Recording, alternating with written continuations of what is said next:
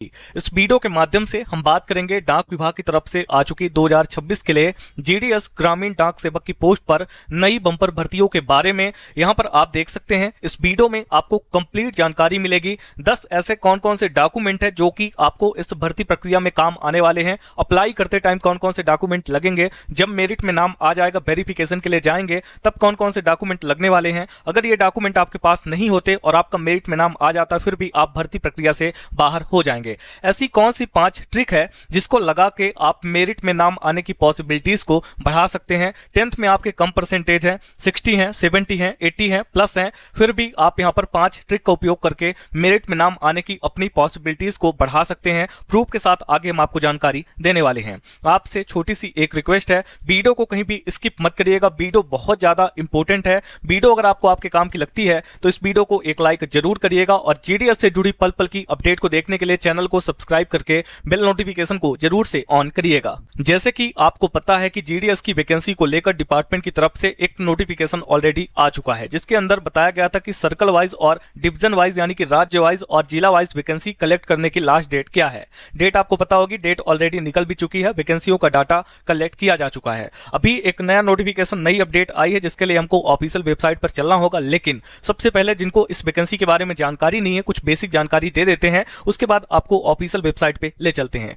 देखिए, India post office यानी कि भारतीय डाक विभाग की तरफ से 10th पास वाले कैंडिडेट के लिए, केवल और केवल कक्षा 10 पास वाले कैंडिडेट के लिए साल में कम से कम 2 बार और अधिक से अधिक 3 बार जीडीएस यानी ग्रामीण डाक सेवक के पदों पर भर्तियों के नोटिफिकेशन आउट किए जाते हैं। इस बार यह वैकेंसी एक बार जनवरी महीने में ऑलरेडी आ चुकी है। अभी यह शेड्यूल सेकंड के नाम से जुलाई महीने की वैकेंसी है, भले इसका कंप्लीट नोटिफिकेशन आपको अगस्त में देखने को मिल रहा है। तो इस बार भी वैकेंसी ऑलमोस्ट आ चुकी है और यहां पर आप देख सकते हैं 25,000 से ज्यादा पद आपको देखने को मिलेंगे। ग्रामीण डाक सेवक यानी कि जीडीएस की पोस्टें होती हैं। इसके अंतर्गत 3 तरह की पोस्टें होती हैं। एक तो बीपीएम जो कि ब्रांच का हेड होता है, इसके बाद एबीपीएम जो कि असिस्ट करता है बीपीएम को, और एक होती है लास्ट में डाक सेवक। बीपीएम हेड होता है, इसकी सैलरी 2,000 रुपए ज्यादा होती है एबीपीएम और डाक सेवक से। इसको ध्यान रखिएगा क्योंकि आगे जो हम आपको 5 ट्रिक बताने वाले हैं, ये तीनों पोस्टें उसमें बहुत काम आने वाली है। आवेदन करने के लिए आपकी उम्र कम से कम 18 और अधिक से अधिक 45 साल के बीच में होनी चाहिए। सबसे इंपॉर्टेंट की ऑल इंडिया लेवल की जॉब रहती है। भारत के हर एक राज्य, हर एक जिले, हर एक ग्रामीण क्षेत्र से इसके लिए अप्लाई कर सकते हैं। मेल एंड फीमेल बोथ, महिला पुरुष दोनों कैटेगरी के कैंडिडेट आसानी से अप्लाई कर सकते हैं। यहां आप देख सकते हैं इस भर्ती की सबसे अच्छी खास बात क्या रहती है, कोई भी परीक्षा या इंटरव्यू नहीं होता, केवल कक्षा 10 में जो नंबर्स मिले हैं उसी के आधार पर मेरिट बनती है। और जिनका भी नाम मेरिट में आता है उनको अपने सभी डॉक्यूमेंट को ले जाकर जहां भी बुलाया जाता है वहां पर वेरिफिकेशन के लिए जाना पड़ता है। वेरिफिकेशन हो जाने के बाद डायरेक्ट आपको ज्वाइनिंग देखने को मिलती है। तो अब हम सबसे पहले जो नई अपडेट आई है उसके बारे में डिस्कशन करते हैं। उसके बाद आपको हम बताएंगे कौन सी 5 ट्रिक है जिसको लगाकर आप मेरिट में नाम आने की पॉसिबिलिटी बढ़ा सकते हैं, और लास्ट में 10 इंपॉर्टेंट डॉक्यूमेंट के बारे में आपको जानकारी देंगे। और ये सभी डॉक्यूमेंट ऑफिशियल होने वाले हैं जो कि आपको हेड ऑफिस के बाहर नोटिस में लिखे हुए दिखते हैं।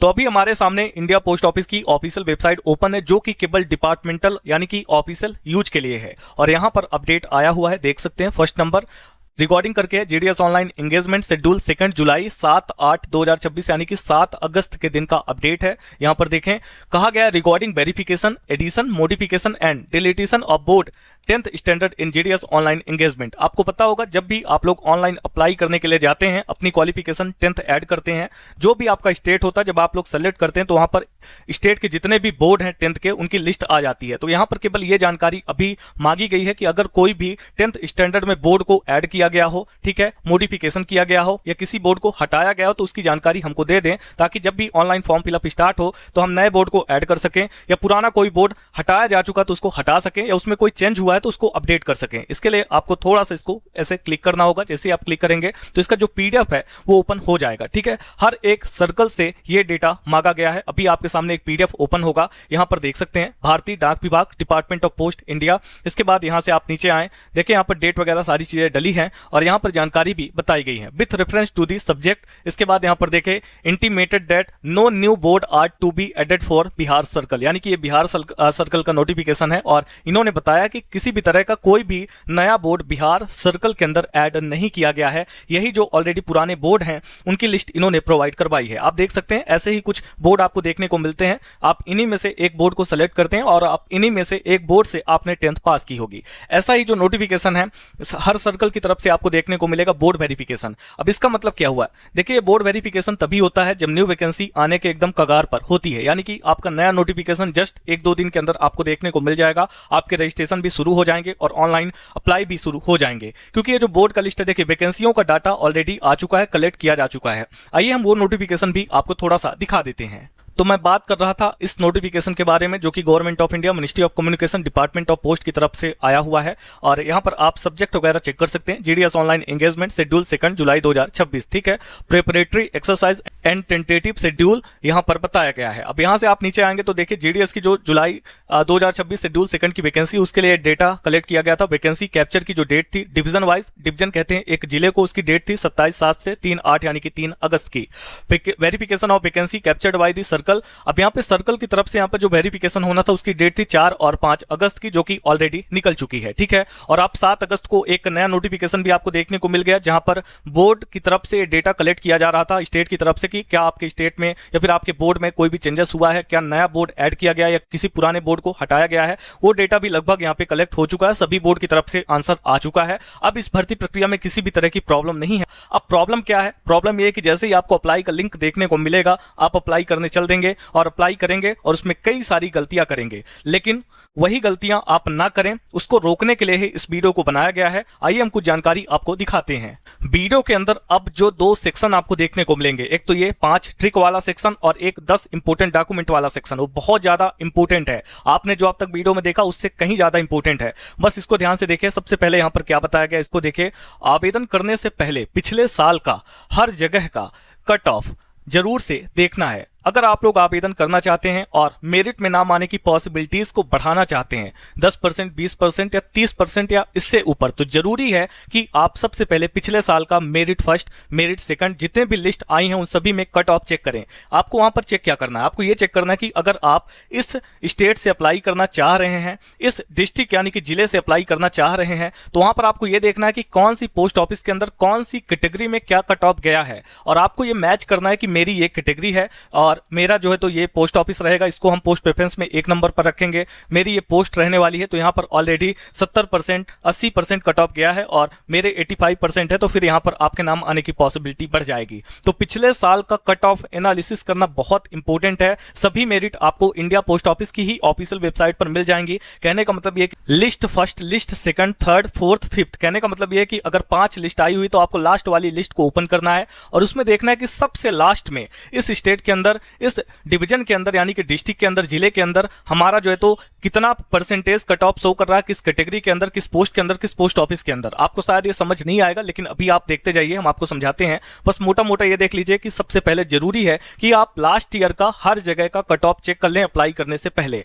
पहला काम ये करना, जब भी आप अप्लाई करने के लिए जा रहे हैं, सबसे ज्यादा वैकेंसी वाला राज्य आपको चुनना है। राज्य को कहते हैं सर्कल, स्टेट, सबसे ज्यादा वैकेंसी वाला राज्य आपको चुनना है, ठीक है। ये सब काम करते हुए आपको एक बात का ध्यान रखना, लोकल लैंग्वेज आपको आनी चाहिए जिस भी राज्य की वैकेंसी के लिए आप लोग अप्लाई कर रहे हैं। मान के चलते हैं कि आप एमपी से हैं, लेकिन आपके राज्य में केवल 1000 वैकेंसी है, लेकिन वहीं पर यूपी या फिर बिहार के अंदर आपने देखा कि वहां पर 3000 वैकेंसियां हैं और आपके 10th में कम परसेंटेज हैं, 60 से लेकर मान के चलते हैं 70, 80 या फिर प्लस में है। और आप जानते हैं कि इतने कम परसेंटेज में एमपी के अंदर तो नंबर आने वाला नहीं है। इस केस में आप क्या करेंगे कि 3000 वैकेंसियां आपको दिख रही हैं यूपी बिहार के अंदर, यहां भी लोकल लैंग्वेज हिंदी ही है, तो आप यहां से अप्लाई कर सकते हैं। सेम काम करना है। सेकंड नंबर जो ट्रिक है, सबसे ज्यादा वैकेंसी वाला जिला यानी कि डिवीजन आपको सेलेक्ट करना है। जब भी आप रजिस्ट्रेशन करने के लिए जा रहे हैं या फिर अप्लाई करने के लिए जा रहे हैं, तो आपको एक राज्य के साथ एक जिले का भी चुनाव करना होता है, यानी सर्कल के साथ डिवीजन का भी चुनाव आपको करना होता है। अब आपको यह भी देखना है कि इस जिले में, ठीक है, यूपी बिहार में तो 3000 वैकेंसी है, लेकिन कोई जिला होगा जहां पर 200 वैकेंसी है और कोई जिला होगा जहां पर 700 प्लस वैकेंसी है। तो इस केस में आपको 700 प्लस वाली वैकेंसी वाला जो जिला उसको सेलेक्ट करना है, क्योंकि जितनी ज्यादा वैकेंसी रहेंगी उतनी ज्यादा मेरिट आएंगी और मेरिट में उतने ज्यादा बच्चों का नाम आपको देखने को मिलेगा, ठीक है। सबसे ज्यादा वैकेंसी वाला आपने राज्य सेलेक्ट कर लिया, इसके बाद आपने जिला सेलेक्ट कर लिया। और तीसरा बहुत इंपॉर्टेंट है, सबसे लो लेवल की पोस्ट जैसे डाक सेवक पर पहले पोस्ट प्रेफरेंस देना है। बहुत सारे लोग यही गलती करते हैं। 3 तरह की पोस्टें हैं, बीपीएम की, एबीपीएम की और डाक सेवक की।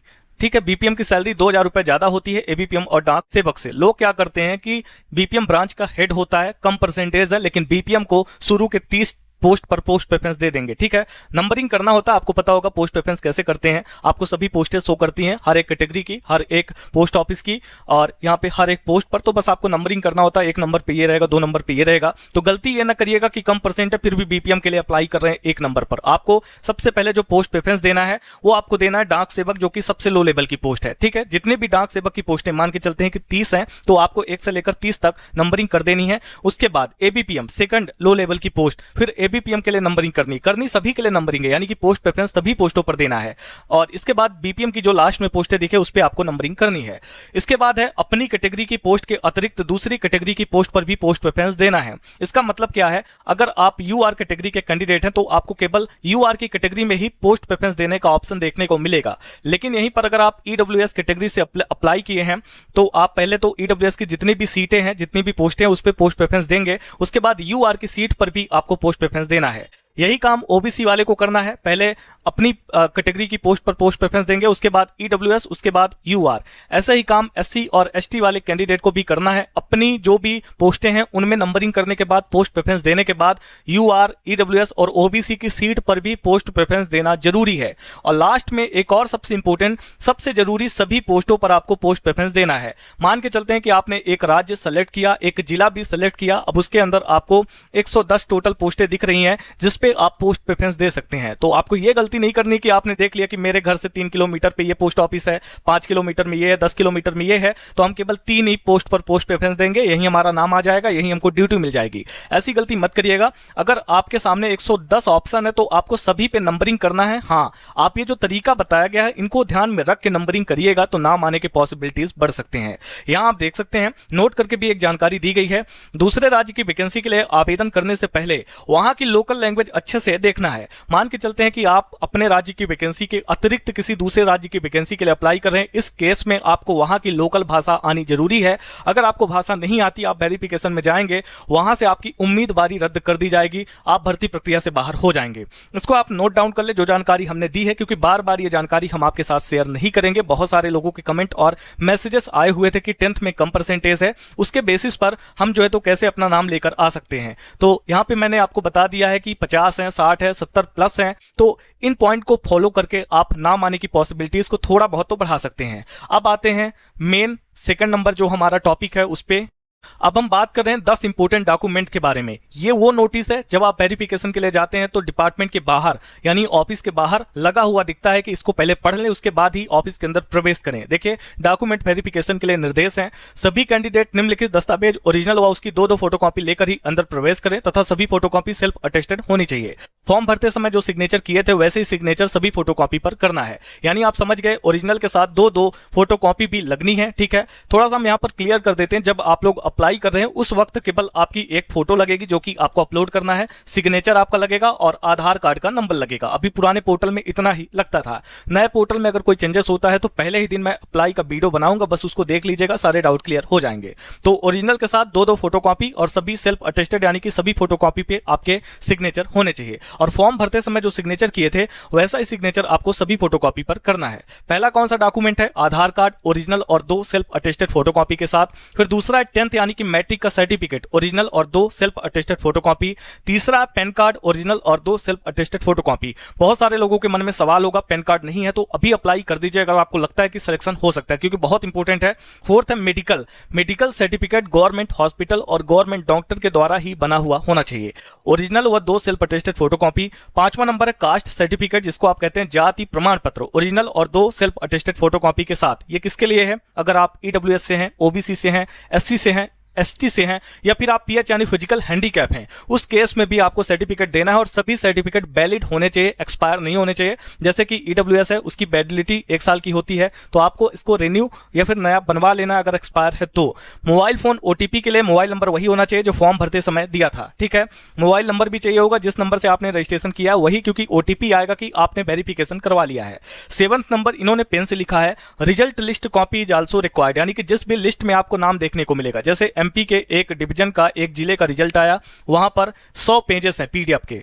मान के चलते हैं कि 15 नंबर पेज पे आपका नाम है, तो उसका आपको प्रिंट आउट निकलवा लेना है और उसको लेकर जाना है। यही है रिजल्ट लिस्ट कॉपी। 7 डॉक्यूमेंट यहां पर है। 8वां डॉक्यूमेंट आप रख लीजिएगा, जो आपने एप्लीकेशन फॉर्म फिलअप किया है उसका प्रिंट आउट, क्योंकि उसी में कौन सा सिग्नेचर आपने किया था वो सारी चीजें रहती हैं। 9th नंबर पे आप अपने पास 2 पासपोर्ट साइज की फोटोग्राफ रख लीजिएगा, वहां पे आपको काम आ सकता है। और 10th नंबर पे कंप्यूटर से जुड़ा अगर कोई सर्टिफिकेट आपके पास है तो उसको रख लीजिएगा। देखिए, कंप्यूटर सर्टिफिकेट जरूरी नहीं है, इसकी जगह एक आपको ऑप्शनल फॉर्म मिल जाएगा जिसको आपको फिलअप करके सबमिट करना होगा। वहां पे आप ये डिक्लेयर करते हैं कि डिपार्टमेंट के द्वारा ड्यूटी के पहले दिन में जो भी आपको डिवाइस है, वो मोबाइल हो, लैपटॉप हो, डेस्कटॉप हो, दिया जाएगा, आप उसको ऑपरेट कर सकते हैं। लेकिन अगर आपने डीसीए किया है, अगर आपने पीजीडीसीए किया है, अगर आपने बीसीए यानी कि बैचलर ऑफ कंप्यूटर एप्लीकेशन से आपने ग्रेजुएशन कंप्लीट किया है, या फिर आपने मान के चलते हैं कि डिप्लोमा किया हुआ है सीएस से, कंप्यूटर साइंस से, या आपने डिग्री किया है, आपके पास किसी भी तरह का कंप्यूटर सर्टिफिकेट है, या आपने स्कूलिंग में 10th में, 11th में, 12th में कभी भी कंप्यूटर एक सब्जेक्ट के रूप में पढ़ाई की है,